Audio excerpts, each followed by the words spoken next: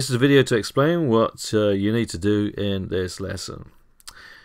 Okay, activity 1, exercise 1, page 56. Finish splitting the sentences between whether it's music, sport or cinema. So you've got this table that you draw, like so, and these sentences that you started yesterday.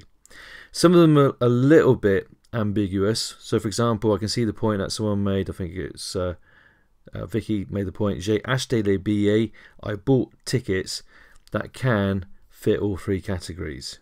Okay, that's the first thing that you do. After that, number 2 here, just complete this green area here about the perfect tense. Okay, so fill in the missing words into these gaps here. Alright, okay, you then go on to exercise 2A and 2B on page 56.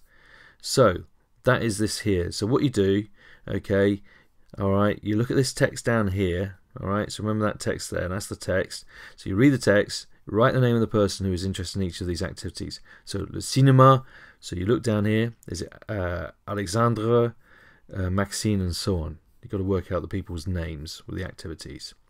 2B, you note whether each of these statements is true, false, or not mentioned in the article. So they're in English, and you just got to look in here to find out whether they're true, false, or not. Or not in there, if you know what I mean. Right. Exercises 3A and 3B on page 57, okay, are these two here. Now, in here, you put the form of avoir or être into the missing gap, and you've got the words that are missing down here, jumbled up. Okay, these are known as auxiliary verbs. Okay, if you get stuck, just look at this little table to the right-hand side here.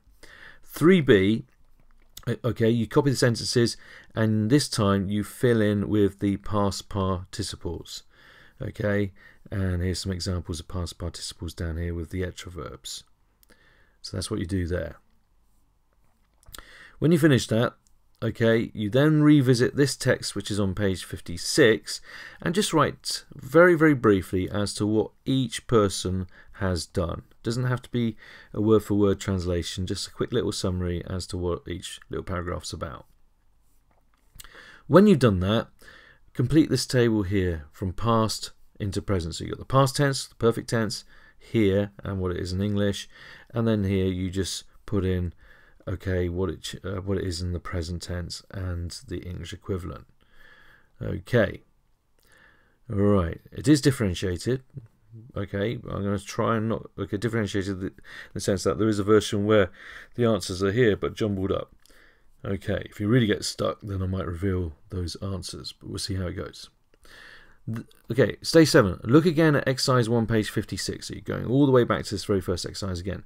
This time, okay, you're converting them from the perfect tense into the present tense. So for example, j'ai vu, you just say je vois, meaning I see. J'ai chanté, just say je chante, I sing, and so on. Okay, you might find some of the answers even in this section here to help you as well.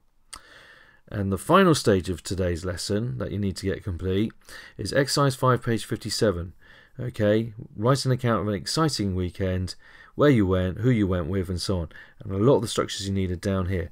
However, I want you to mix it up with the use of the present tense as well. Try and get into the habit of mixing past and present into one sort of free-flowing text. And here's an example down here. Normally, the weekend, I stay at home or I go into town. But last Saturday, I left for the beach with my friends. So you're mixing the two tenses there. Okay, and that is today's work. Merci et au revoir.